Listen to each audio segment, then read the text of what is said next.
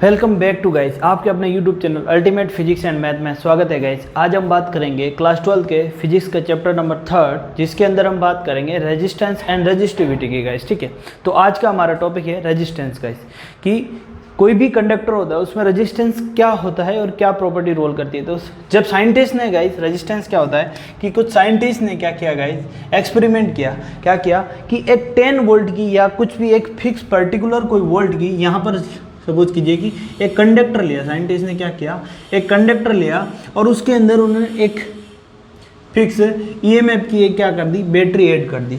Particular जो potential difference है, मान लो कि 10 वोल्ट की है या फिर कुछ भी वोल्ट की, हमने क्या किया, एक बैटरी ऐड कर दी। ठीक है गाइस, हमने क्या कर दिया, एक बैटरी को ऐड कर दिया गाइस। ठीक है, तो इस कंडक्टर में जो करंट फ्लो हो रहा है, तो जब ये मान लो कि ये एक कॉपर का है, ठीक है, या एल्यूमिनियम का है, एक कंडक्टर कॉपर है, सेम चीज़ है, एक और उन्होंने एक कंडक्टर लिया या ग्लास ले लिया या कुछ और चीज़ का कंडक्टर, दूसरा कंडक्टर ले लिया और उसी में भी 10 वोल्ट की या सेम जो है ईएमएफ की हमने क्या कर दी, बैटरी ऐड कर दी गाइस। ठीक है, इस कंडक्टर से भी और इस कंडक्टर से भी हमने क्या किया, सेम वोल्ट की बैटरी जोड़ दी। ठीक है गाइस, जब दोनों में हमने देखा कि गाइस सेम वोल्ट की जब बैटरी जोड़ी, लेकिन जो हमसे हमारे अंदर बैटरी की तो सेम है गाइस, बैटरी जो है वो तो सेम है, लेकिन हमारा जो करंट फ्लो हो रहा है दोनों कंडक्टर में, वो हमें क्या मिला, अलग अलग मिला गाइस। जो हमारा कंडक्टर में जो करंट फ्लो हो रहा है वो उसकी जो वैल्यू मिल रही है वो अलग अलग मिल रही है। तो ये किस रीजन से मिली कि भाई हमने यहाँ पर भी बैटरी सेम जोड़ी, यहाँ पर भी बैटरी सेम जोड़ी, लेकिन जो करंट का फ्लो हो रहा है वो हमें अलग अलग मिल रहा है। ऐसा क्यों? तो साइंटिस्ट ने कहा कि किसी मटेरियल की वे कंडीशन, किसी मटेरियल की वो प्रॉपर्टी जो क्या करती है कि उसके अंदर जो करंट फ्लो होता है ना, उसको अपोज करती है। क्या करती है? उसका अपोजिशन करती है या उसका विरोध करती है, अपोज करती है। तो उस कंडीशन को हम क्या बोलते हैं, रेजिस्टेंस बोलते हैं। क्योंकि जैसे कि कॉपर है या एल्यूमिनियम है या कुछ भी आप ले सकते हो, एजी ले सकते हो, सिल्वर ले सकते हो, ठीक है, जो भी मटेरियल लेते हैं उसके अंदर जब हम करंट फ्लो करते हैं तो उस करंट जो फ्लो हो रहा है उसका जो अपोजिशन होता है, अपोज करने की जो प्रॉपर्टी होती है ना, उस प्रॉपर्टी को हम क्या बोलते हैं, रेजिस्टेंस बोलते हैं। जिस वजह से हमें अलग अलग मटेरियल में सेम वोल्ट की बैटरी लेने के बावजूद भी करंट का फ्लो हमें क्या मिलता है, अलग अलग मिलता है गाइस। ठीक है, तो आई बात समझ, रेजिस्टेंस क्या होता है गाइस, तो रेजिस्टेंस क्या होता है गाइस, एक तरह की प्रॉपर्टी है जो क्या करती है, करंट को अपोज करती है। उसके अंदर कंडक्टर के अंदर जो करंट का फ्लो होता है उसका अपोज करती है। तो हम लिख लेते हैं इसकी डेफिनेशन क्या है कि गाइस, रेजिस्टेंस जो होती है वो होता है हमारा एक प्रॉपर्टी है, property of a conductor. Okay guys, तो हमने यहाँ पे देखा, हमने अभी बात की थी गाइस कि हमने एक्सपेरिमेंट किया था। क्या किया था? एक्सपेरिमेंट के अंदर देखा था कि जब सेम, मतलब हमने बैटरी की को कनेक्ट किया था दो अलग अलग डिवाइस के साथ, है ना, दो अलग अलग कंडक्टर के साथ, लेकिन हमें जो करंट जो मिल रहा है उससे आउटपुट, जो करंट का आउटपुट मिल रहा है वो हमें क्या मिल रहा है, डिफरेंट मिल रहा है। ठीक है, तो हमने देखा कि करंट के किसी भी डिवाइस के अंदर या किसी भी कंडक्टर के अंदर अगर हम करंट फ्लो, जो करंट के फ्लो को अपोज करता है ना, कोई मटेरियल की प्रॉपर्टी, ऐसी प्रॉपर्टी जो उसमें फ्लो होने वाले करंट की को अपोज करता है, यानी कि उसके अपोजिट वर्क करता है, तो उस प्रॉपर्टी को हम क्या बोलते हैं, रेजिस्टेंस बोलते हैं। ठीक है गाइस, तो property of the material to opposition to the flow of the current, यानी कि जो करंट की वैसी प्रॉपर्टी जो क्या करती है, करंट के फ्लो का अपोजिशन करती है। ठीक है गाइस, तो उसको हम डेफिनेशन क्या लिख सकते हैं कि the resistance R of a material, यानी कि अगर कोई डिवाइस है या कोई मटेरियल है, अगर मान लो कि एल लेंथ का है, ठीक है, ये हम बात कर रहे हैं कि कोई मटेरियल है या कोई ऑब्जेक्ट है, जिस, ठीक है, डिवाइस है, उसके अंदर हम क्या कर रहे हैं कि उसके अंदर हमें रेजिस्टेंस फाइंड आउट करना है। ठीक है, तो the resistance R of a device is defined as the ratio of the potential difference, यानी कि जो उसका अंदर जो पोटेंशियल डिफरेंस है, पोटेंशियल डिफरेंस का जो रेशियो है वो, ठीक है, क्या ना, उसके अंदर जो ratio of potential difference across the device to the current, यानी कि उस डिवाइस के अंदर अगर करंट आई फ्लो हो रहा है, ठीक है, मान लो कोई हमने लिया है, एक कंडक्टर लिया, ठीक है, एक कंडक्टर लिया, उसके अंदर हमने पोटेंशियल डिफरेंस V अप्लाई किया और उसके अंदर करंट, उसकी वजह से उसके अंदर जो करंट फ्लो हो रहा है वो I हो रहा है। ठीक है, तो हमारा जो रेजिस्टेंस आएगा वो क्या आएगा, R = V/I आएगा। ठीक है। तो यानी कि हमारे पास यहाँ से क्या पता चला कि हमारी रेजिस्टेंस जो है वो एक ऐसी प्रॉपर्टी है जो क्या करती है, अपोज करती है किसको, करंट के फ्लो को किसी भी मटेरियल के अंदर। और वो कितनी होती है वो उसको हम इस तरीके से डिफाइन किया है कि अगर V करंट जो फ्लो हो रहा है, V पोटेंशियल डिफरेंस हम दे रहे हैं, तो उसके अंदर जो फ्लो होने वाला जो करंट है जो हमें मिल रहा है वो I है, तो जो रेजिस्टेंस R इक्वल टू क्या आएगा, V अपॉन I आएगा गाइस। अब बात करते हैं इसकी यूनिट की, तो यूनिट ऑफ रेजिस्टेंस क्या होगा, यूनिट ऑफ रेजिस्टेंस, यूनिट क्या होगा, यूनिट क्या है यहाँ पर, यूनिट ऑफ R, ठीक है, वो इक्वल हो जाएगी V क्या आएगा, वोल्ट, और नीचे क्या आएगा, एम्पियर। तो देखिए गाइस, वोल्ट अपॉन एम्पियर को, इसको हम यूनिट का नाम दिया है हमने ओम्स का, क्या दिया, और जिसका सिंबल क्या होता है ओम का गाइस, इस तरीके से सिंबल होता है गाइस, ठीक है। तो रेजिस्टेंस की जो यूनिट है वो क्या है, ओम है, वोल्ट अपॉन एम्पियर, और इसका सिंबल क्या होता है, इस तरीके से होता है गाइस, ठीक है। आगे बात समझ में। अब हम बात करेंगे, इसको ड्राइव करेंगे, अब इसको और एक्सप्लेन करेंगे भाई आर क्या है, किस पर प्रॉपर्टी पर डिपेंड करता है, और किस तरीके से इसका फॉर्मूला आता है गाइस। यहाँ तक आप नोट कर लीजिए, फिर हम बात करते हैं इसके डेरिवेशन की, या आर की हम और डीपली इसको एक्सप्लेन करेंगे, ठीक है। चलो यहाँ तक नोट कर लीजिए गाइस।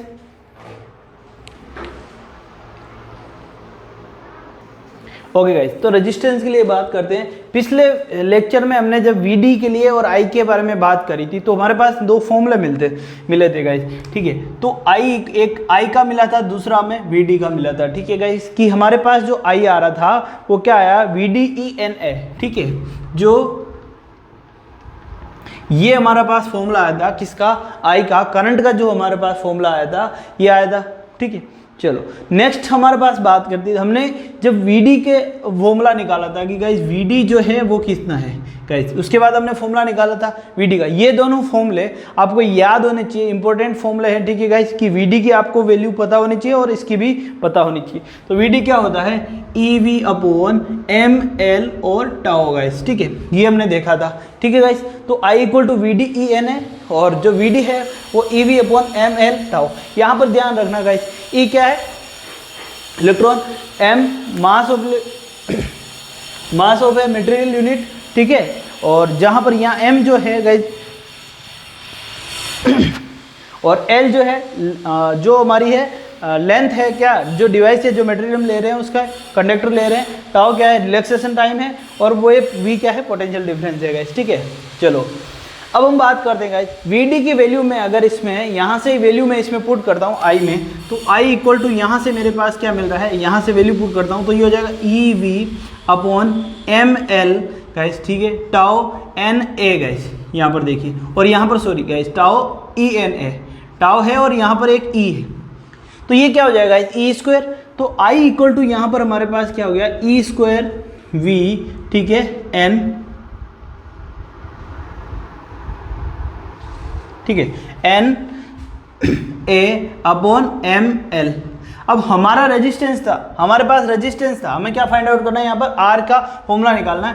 R इक्वल टू अपने पास क्या था, V अपॉन I था गाइस, ठीक है।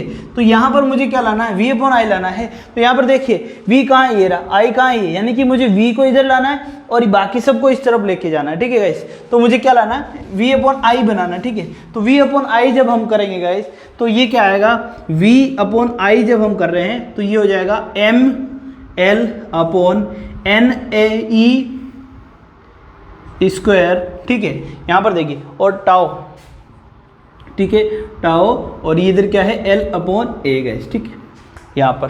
तो V इक्वल टू क्या हो गया, V अपॉन I जो है ये हमारे पास क्या हो गया, R। तो यहाँ से अगर हमसे पूछा जाए कि R का फॉर्मूला क्या है, R equal to ML upon, sorry L तो यहाँ लिख दिया हमने, M upon NE square tau और L अपॉन A, ये हो गया हमारे पास क्या हो गया, R हो गया। अब यहाँ पर ध्यान दें गाइस, इस जो ये वैल्यू है R की जो हमारे पास है, यहाँ पर देखिए M कांस्टेंट है, N क्या है, number of electron per unit, यानी कि पर यूनिट वॉल्यूम के अंदर नंबर ऑफ इलेक्ट्रॉन है, टाउ रिलैक्सेशन टाइम है, M मास है, ठीक है। तो ये सारी वैल्यू क्या है, पर एक हर मटेरियल के लिए क्या होती है, कांस्टेंट होती है गाइस। M भी कांस्टेंट होता है, इसका मास पर यूनिट जो कांस्टेंट होता है, N भी कांस्टेंट होता है, इलेक्ट्रॉन ये भी कांस्टेंट है, और रिलैक्सेशन टाइम भी सबके लिए फिक्स रहता है गाइस। ये सारी वैल्यू क्या है, कांस्टेंट है। तो इस सभी वैल्यू को हमने नाम दे दिया कि इसको हमने बोल दिया कि R इक्वल टू रो, ठीक है, LA, rho upon L into A guys, ठीक है। तो हमारा रेजिस्टेंस का जो फॉर्मूला आ गया R equal to rho L A, जहाँ रो क्या है, कांस्टेंट है गाइस, रो क्या है, कांस्टेंट है, ठीक है। तो अब अगर आपसे पूछा जाए कि हमारा जो रेजिस्टेंस है वो किस किस पर डिपेंड करता है, वो हम इस फॉर्मूले से देख सकते हैं कि हमारा जो रेजिस्टेंस है इस फॉर्मूले से देख सकते हो कि भाई इस पर रो पे डिपेंड करता है, यानी मटेरियल पर, ठीक है, मटेरियल की जो क्वांटिटी उस पर, और एल लेंथ पर और ए पर, ठीक है। चलो गाइस, तो यहाँ पर इसको नोट कर लीजिए। अब रो क्या है, रजिस्टिविटी है, रो क्या है, रजिस्टिविटी है, जिसको हम नेक्स्ट बात करेंगे, नेक्स्ट इसके बाद हम बात करते हैं। तो यहाँ पर R इक्वल टू हमारे पास फॉर्मूला आ गया क्या, रो एल अपॉन ए आ गया गाइस, ठीक है। जहाँ पर V क्या है, पोटेंशियल डिफरेंस था, ठीक है। चलो, और L क्या है, लेंथ ऑफ कंडक्टर है, जो भी हमने कंडक्टर या डिवाइस यूज में लिया है तो उसकी लेंथ है, मास है, और नंबर ऑफ इलेक्ट्रॉन है। यहाँ पर N का ध्यान रखना गाइस, जो N है ये उस कंडक्टर के अंदर N का ध्यान रखना, जो N जो है गाइस वो क्या है, ये number of electron per unit volume है, ना कि पूरे कंडक्टर का, ठीक है। N जो है number of electron per unit volume है, ठीक है गाइस। पूरे कंडक्टर के इलेक्ट्रॉन से नहीं है, ये number of electron per unit volume है, ठीक है गाइस। तो ये सारा क्या है, कांस्टेंट है गाइस, ठीक है। तो R इक्वल टू क्या हो गया, रो एल अपॉन ए गाइस। आगे बात समझ में, चलो गाइस अब हम बात करते हैं रो, हम इसकी बात करते हैं कि ये जो हमारा रेजिस्टेंस होता है, हमने देखा था कि भाई ये क्या करता है, करंट के फ्लो को अपोज करता है, ठीक है। तो लेकिन करंट के फ्लो को अपोज क्यों करता है, इसका रीजन क्या है, कि भाई इसके कॉजेज क्या है, किस रीजन से ये करंट के फ्लो को अपोज करता है। तो नेक्स्ट हम उसकी बात करेंगे कि कॉजेज ऑफ रेजिस्टेंस, यानी कि रेजिस्टेंस किस वजह से होता है उसके बारे में बात करते हैं। इसको नोट कर लीजिए गाइस। तो गाइस यहाँ पर हम बात करेंगे कॉजेज ऑफ रेजिस्टेंस की, कि किसी भी वायर के अंदर जब है, कोई भी कंडक्टर है और उसके अंदर जब हम बात करते हैं इलेक्ट्रिक फील्ड लगाते हैं या बैटरी कनेक्ट करते हैं, तो उसमें जो रेजिस्टेंस आता है वो किस वजह से आता है गाइस। तो यहाँ पर देख सकते हैं फ्रीली इलेक्ट्रॉन होते हैं जिसकी वजह से करंट फ्लो होता है। हम देख रहे हैं फ्रीली इलेक्ट्रॉन होता है जिसकी वजह से क्या होता है, करंट फ्लो होता है गाइस, ठीक है। पॉजिटिव और नेगेटिव आयन दोनों तरह के इलेक्ट्रॉन्स और पॉजिटिव आयन्स भी यहाँ पर मिलते हैं गाइस हमारे पास, ठीक है। तो इसमें कुछ पॉजिटिव आयन भी रहते हैं, ठीक है, जिनका भी हम देखेंगे गाइस। चलो तो अब देखते हैं गाइस, जो हमारा, अगर हम इसमें कंडक्टर में, इस कंडक्टर के अंदर हम बैटरी करते हैं, बैटरी कनेक्ट करते हैं, तो इसमें करंट फ्लो होता है, और उस करंट फ्लो में अब हम देख रहे हैं गाइस इसमें रेजिस्टेंस होता है। तो रेजिस्टेंस किस वजह से होता है, तो रेजिस्टेंस हम देख पा रहे हैं, करंट फ्लो हो रहा है, तो करंट फ्लो हो रहा है, और इसके अंदर क्या होता है कि जैसे ही हमने इलेक्ट्रिक फील्ड लगा दी, इसमें क्या हो जाए, एक डायरेक्शन मिलती है, और इनके बीच ये जो इलेक्ट्रॉन और इलेक्ट्रॉन के बीच में जो कोलिजन होता है ना, उसकी वजह से हमें रेजिस्टेंस मिलता है। क्या मिलता है कि इलेक्ट्रॉन्स के बीच में जो कोलिजन होता है, या फिर इलेक्ट्रॉन्स और पॉजिटिव आयन के बीच में जो कोलिजन होता है ना, उसकी वजह से जितना ज्यादा कोलिजन होगा उतना ज्यादा रेजिस्टेंस होगा, ठीक है गाइस। तो कोलिजन जितना ज्यादा होगा उतना ही ज्यादा रेजिस्टेंस होगा, कोलिजन जितना कम होगा उतना ही कम रेजिस्टेंस होगा। तो जो हमारा मेनली जो रेजिस्टेंस, मतलब रेजिस्टेंस जो डिपेंड करता है वो किस पर डिपेंड कर रहा है, हमारे इनके कोलिजन ऑफ इलेक्ट्रॉन्स और collision of electrons and positive ions के बीच में, ठीक है गाइस। किसकी वजह से होता है ये रेजिस्टेंस, इन जो इलेक्ट्रॉन्स और पॉजिटिव आयन है इनके कोलिजन की वजह से हमारा रेजिस्टेंस होता है। अब क्या करते हैं कि टेम्परेचर जब हम बढ़ाते हैं, टेम्परेचर जब हम बढ़ाते हैं तो इनके बीच का जो मोशन, इनकी जो स्पीड होती है वो क्या हो जाती है, बढ़ जाती है, जिसकी वजह से रिलैक्सेशन टाइम क्या हो जाता है, कम हो जाता है, और कोलिजन बहुत जल्दी जल्दी होता है। तो टेम्परेचर के साथ रेजिस्टेंस क्या करता है, बढ़ता है, ठीक है। जो कंडक्टर्स होते हैं उनमें टेम्परेचर बढ़ने के साथ साथ हमने केस देखा था कि टेम्परेचर बढ़ता है तो करंट का फ्लो कम हो जाता है, क्योंकि रेजिस्टेंस बढ़ता जाता है। और रेजिस्टेंस क्यों बढ़ता है, क्योंकि जब रिलैक्सेशन टाइम कम हो जाएगा तो कोलिजन बढ़ जाएगा, और कोलिजन बढ़ जाएगा तो रेजिस्टेंस बढ़ जाएगा, ठीक है गाइस। तो यहां से हमें क्या पता चल रहा है कि हमारा जो रेजिस्टेंस का रीजन है, कॉजेज जो रेजिस्टेंस है वो क्या है, collision in electrons and collision in positive and electron and positive ions है, ठीक है गाइस। तो हम यहां पर लिख देते हैं किस वजह से जो हमारा है रेजिस्टेंस होता है। Resistance is a due to, देखिए यहां पर जो हमारा रेजिस्टेंस है इज, वो किसकी वजह से, कोलिजन है किसके बीच में, इज ड्यू टू, ठीक है, collision of electrons, collision between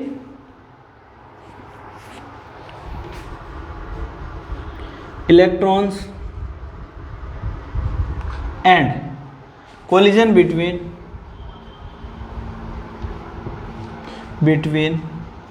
electrons and and positive ion, जो पॉजिटिव आयन है ना इनकी वजह से, ठीक है। तो कोलिजन हमारा ये जो है रेजिस्टेंस वो किसकी वजह से होता है? Resistance is a due to the collision between electrons and collision between, जो कोलिजन बिटवीन किस में हो रहा है? इलेक्ट्रॉन्स एंड पॉजिटिव आयन, ठीक है।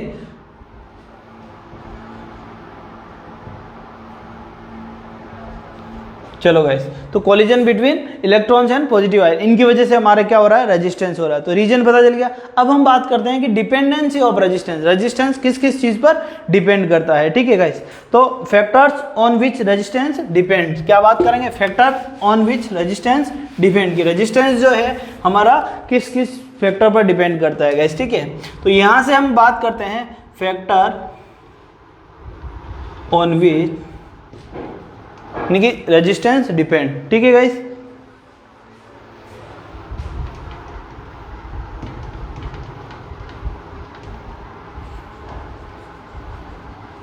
हमारा जो रेजिस्टेंस है वो किस किस चीज पर डिपेंड करता है? तो हमने अभी फॉर्मूला देखा था कि R इक्वल टू क्या होता है? रो L अपॉन A गाइस। तो हमने देखा गाइस कि देख रो जो होता है सभी मटेरियल के लिए अलग अलग होता है, अपना फिक्स होता है, मटेरियल के लिए फिक्स होता है, ठीक है। तो अगर हम पर्टिकुलर किसी मटेरियल पे बात कर रहे हैं तो मेनली जो हमारा R डिपेंड कर रहा है किस पर? L पर और A पर। किस पर डिपेंड कर रहा है? L पर और A पर, ठीक है। तो हम यहाँ बोल सकते हैं कि जो R होता है वो प्रोपोर्शनल, फर्स्ट केस कि R जो होता है वो प्रोपोर्शनल होता है किसके? L के। और सेकंड केस क्या कह सकते हैं हम कि R जो होता है इनवर्सली प्रोपोर्शनल होता है किसके? एरिया के। अब बात करते हैं कैसे कि गाइस अगर लेंथ बढ़ेगी, यहां से देखिए प्रोपोर्शनल होता है लेंथ, अगर किसी भी लेंथ बढ़ेगी तो number of electrons, free electrons भी बढ़ेंगे और उसके वजह से हमारे पास क्या हो जाएगा? रेजिस्टेंस भी बढ़ेगा।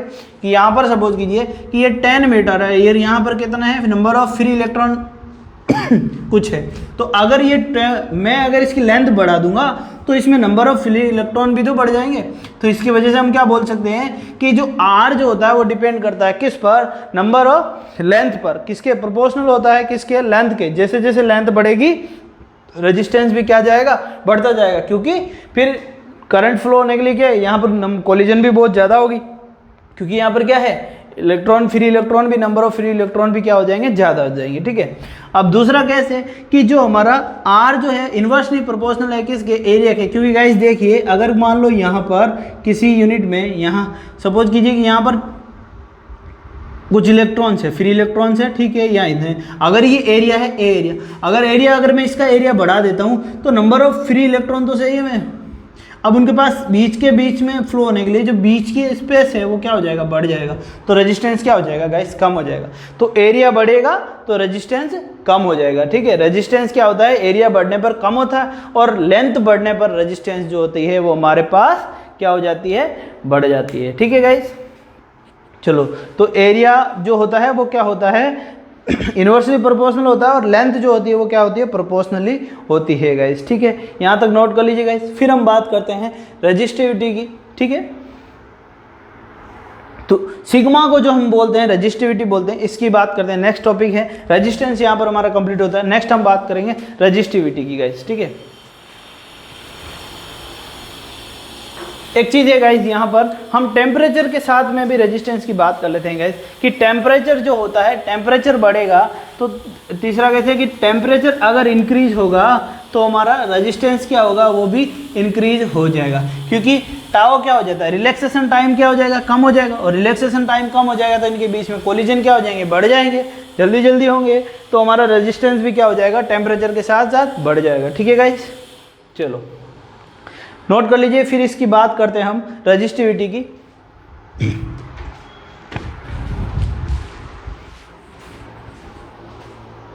ओके गाइस, तो हमने देखा था R इक्वल टू, हमने देखा था रो L इंटू A होता है गाइस, ठीक है। हमने देखा कि R जो इक्वल होता है किसके? रो L अपॉन A के इक्वल होता है गाइस, ठीक है। तो यहाँ से हमें रेजिस्टिविटी मिल रही है। रेजिस्टिविटी क्या होती है गाइस? रो जो होती है इक्वल होती है किसके? R A अपॉन क्या आ रहा है गाइस? L, ठीक है। R A अपॉन L, ठीक है। यहाँ से क्या आ रहा है? R A upon L। इसका मतलब क्या है गाइस? क्या हमारी जो रो है रेजिस्टिविटी है, क्या वो एरिया और लेंथ पर डिपेंड कर रही है? बिल्कुल नहीं गाइस। हमारी जो रेजिस्टिविटी है वो एरिया और लेंथ पर डिपेंड नहीं कर रही। ये हमारी जो रेजिस्टिविटी है वो डिपेंड करती है किस पर, मटेरियल पर, मटेरियल की फिजिकल कंडीशन के ऊपर या टेम्परेचर के ऊपर। क्योंकि हमने देखा था कि हमने जो फॉर्मूला देखा था कि जो R इक्वल टू होता है, जब हमने R के बारे में बात की थी गाइस, जब हम रेजिस्टेंस हमने लिखा था तो हमने लिखा था यहाँ पर कि m अपॉन क्या था, ये m upon n e square, ठीक है, tau n e square tau into A L upon A, ठीक है गाइस, ठीक है। तो यहाँ पर हमने लिखा था टाउ एल अपॉन ए गाइस। तो यहाँ पर इस चीज को हमने क्या बोला था गाइस, सिग्मा रो बोला था। रजिस्टिविटी क्या बोली थी, इसको बोली थी रजिस्टिविटी। ये क्या है हमारे पास, रजिस्टिविटी है। तो रजिस्टिविटी रो इक्वल टू कितना हो रहा है हमारे पास, m अपॉन एन ई स्क्वायर टाउ। क्या इस फॉर्मूले में कहीं पे भी l या a आ रहा है? जो हमारी रजिस्टिविटी है वो किसके इक्वल है, इसके इक्वल है। क्या इसमें हमारे पास कहीं पे भी l या a आ रहा है? बिल्कुल नहीं गाइस, ठीक है। तो अगर हम किसी भी मटेरियल की बात करते हैं कि उसकी रजिस्टिविटी कितनी है, तो वो डिपेंड करती है किस पर, हमारे पास उसके अंदर, उस मटेरियल के अंदर कितने फ्री ऑफ इलेक्ट्रॉन है, ठीक है, उसमें नंबर ऑफ इलेक्ट्रॉन कितने हैं, ठीक है, फिर उसका रिलैक्सेशन टाइम कितना है ना। तो इन चीज़ों पर डिपेंड करती है, ना कि ये हमारे उसके एरिया पर या उसके लेंथ पर। तो हमारा रजिस्टिविटी जो है वो किस पर डिपेंड करती है, इन चीज़ों पर, ना कि L और A पर, ठीक है गाइस। तो पर्टिकुलर हर मटेरियल की रजिस्टिविटी क्या होती है, फिक्स होती है। हर मटेरियल क्या होती है, अपनी एक अलग रजिस्टिविटी होती है। तो रजिस्टिविटी डिपेंड्स किस पर करती है, टेम्परेचर पर और फिजिकल प्रॉपर्टी ऑफ मटेरियल पर, ठीक है। तो रजिस्टिविटी से रो इक्वल टू क्या होता है, R L अपॉन A, ये भी बोल सकते हो, और रो इक्वल टू क्या होता है, M अपॉन एन ई स्क्वायर टाउ भी बोल सकते हैं गाइस, ठीक है। ये है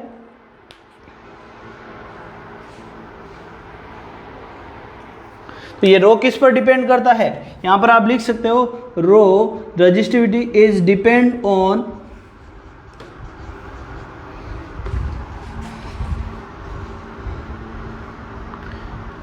temperature and physical property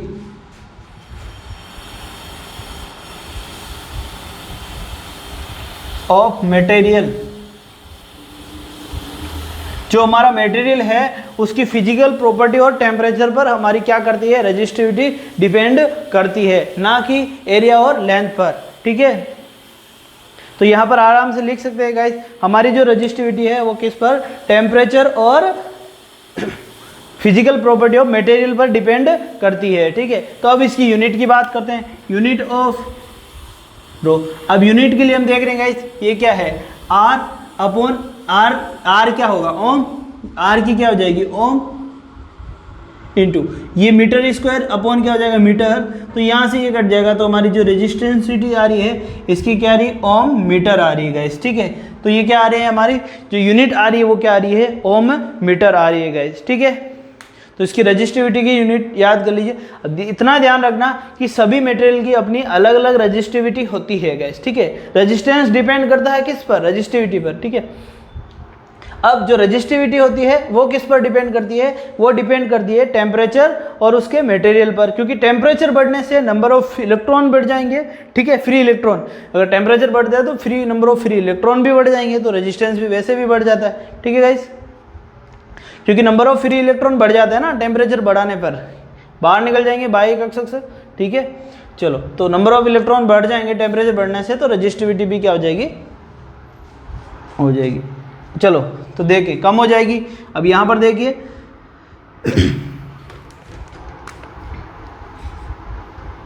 unit लिख दिया हमने, ठीक है। अब हम बात करेंगे नेक्स्ट गाइस ओम्स के लॉ की, ठीक है। रेजिस्टेंस और रेजिस्टिविटी होगी। अब हम बात करेंगे ओम्स के लॉ की, कि ओम्स का लॉ हमारा क्या कहता है गाइस। हम वैसे आपने ओम्स लॉ हमने पहले भी 10th क्लास से, इससे पहले भी पढ़ा हुआ है, तो सबको आता होगा, लेकिन एक बार फिर भी हम देख लेते हैं। यहाँ पर नए ओम्स लॉ में कुछ चीज़ नई सीखनी है, वो है उसका वेक्टर फॉर्म, कि ओम्स लॉ की जो वेक्टर फॉर्म है उसको किस तरीके से लिखेंगे गाइस, ठीक है। ओके गाइस, ओम्स लॉ में हमारे जो साइंटिस्ट है जेस ओम्स, उन्होंने क्या बताया कि उन्होंने कहा कि जो अगर जो पोटेंशियल डिफरेंस है V जो होता है वो प्रोपोर्शनल होता है किसके, I के। V जो होता है वो प्रोपोर्शनल होता है किसके, I के। इसका मतलब क्या है कि V इक्वल टू हो जाएगा RI गाइस, ठीक है। V is equal to I R बोल सकते हैं या आर आई बोल सकते हैं गाइस, ठीक है। यानी कि जो हमारा पोटेंशियल डिफरेंस है वो प्रोपोर्शनल होता है किसके, करंट के, ठीक है। ये उन्होंने बोला बस, बट शर्त है कि उसमें जो कंडीशन है वो टेम्परेचर और जो क्या रहना चाहिए, सेम रहना चाहिए, ठीक है। और एक्सटर्नल फैक्टर क्या रहना चाहिए, सेम। यहाँ पर आर क्या होता है, यहाँ कांस्टेंट होता है। आर हमेशा क्या होता है, एक कांस्टेंट होता है, क्योंकि इसमें कंडीशन लगती है ओम्स लॉ की। क्योंकि जो आर रेजिस्टेंस होता है वैसे वो सब जगह चेंजेज होता रहता है, सभी के लिए अलग अलग होता है, ठीक है। तो कुछ मटेरियल ओम्स के लॉ को फॉलो करते हैं और कुछ नहीं करते हैं, ठीक है। तो आर क्या होना चाहिए, कांस्टेंट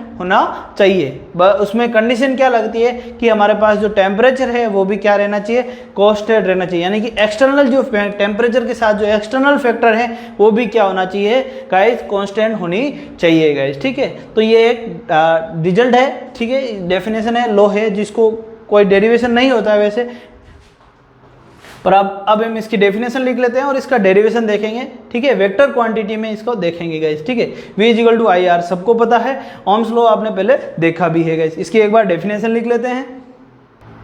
ओके गाइस, तो हमने यहाँ पर ओम के लॉ की डेफिनेशन लिख दी है गाइस, आप एक बार नोट कर लीजिए। ओम्स लॉ की, the potential difference across the conductor is directly proportional to the current flowing in the conductor, ठीक है। provided that the temperature and the external factor are remain same, यानी कि external factor same रहना चाहिए और V proportional to I, V equal to RI, ठीक है। या जहाँ पर R क्या है, कांस्टेंट है, ठीक है गाइस। चलो, रेजिस्टेंस ऑफ कंडक्टर।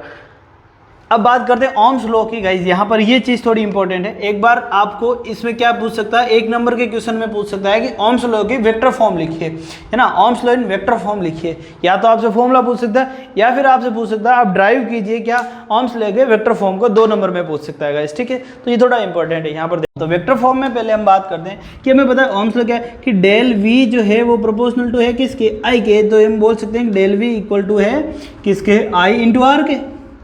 अब हमें इसको क्या करना, वेक्टर फॉर्म में कन्वर्ट करना। तो पोटेंशियल डिफरेंस का जो वेक्टर फॉर्म होती है वो होता है इलेक्ट्रिक फील्ड गाइस, ठीक है। इलेक्ट्रिक फील्ड लिख सकते हैं E इक्वल टू, अब I जो है, अब इसकी वेक्टर फॉर्म क्या होती है, जो करंट डेंसिटी जो J होती है, ठीक है, डॉट, और इसको हम लिख सकते हैं, क्या लिख सकते हैं गाइस, जो करंट डेंसिटी जो होती है इसको हम क्या लिख सकते हैं, रो लिख सकते हैं। तो अगर आपसे हमसे पूछा जाए कि वेक्टर फॉर्म में लिखना है इसको, ओम्स के लॉ को वेक्टर फॉर्म में लिखते हैं तो क्या बनता है इस तरीके से। यानी कि यहाँ से क्या बन रहा है कि J जो है वेक्टर क्वांटिटी है वो क्या हो जाएगी, E इक्वल टू क्या हो रही है अपॉन रो, जिसको हम क्या लिख सकते हैं, जिसको हम लिख सकते हैं J इक्वल टू हम क्या लिख सकते हैं, सिग्मा डॉट E। तो ये क्या है, ओम्स लॉ की क्या है, वेक्टर फॉर्म है गाइस। ये क्या है, J equal to sigma into E. तो ये क्या है, ओम्स लॉ की वेक्टर फॉर्म है। ये अगर आपसे पूछा जाए सीधा सा कि ओम्स लॉ की वेक्टर फॉर्म क्या है, J equal to sigma E होता है गाइस, ठीक है।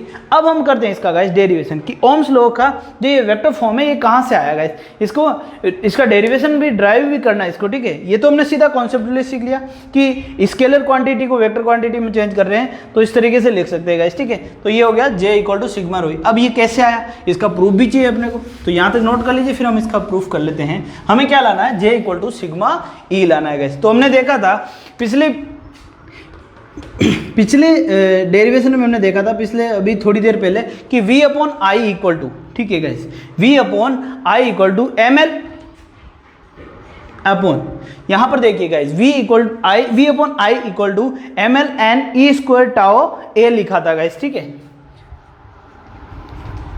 तो ये आया था। यहां से अगर मैं इसको L को इस तरफ ले आता हूं, ठीक है गाइस, यहां से मैं अगर L इस तरफ लाता हूं तो V अपॉन L इंटू ये क्या आ जाएगा, M अपॉन एन ई स्क्वायर टाओ, और यहां पर I अपॉन ए आ रहा है गाइस, ठीक है। I इस तरफ आ गया, L यहां आ गया, ठीक है।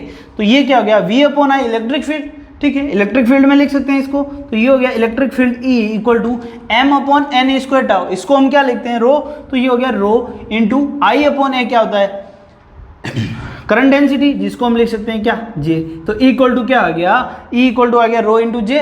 तो इसको हम यहाँ से फिर वापस वही चीज़ निकाल सकते हैं कि J इक्वल टू क्या हो जाएगा, यहाँ से हम निकाल सकते हैं J इक्वल टू क्या हो जाएगा, E अपॉन रो, और इसको हम आगे क्या लिख सकते हैं, इस फॉर्म में लिख सकते हैं। तो ओम्स लॉ को अगर आप पूछ रहा है कि वेक्टर फॉर्म में ड्राइव कीजिए तो आप इस तरीके से कर सकते हो, और अगर आपसे सीधा सीधा पूछता है कि Ohm's law in A vector form तो आप इस तरीके से लिख सकते हो गाइस, ठीक है।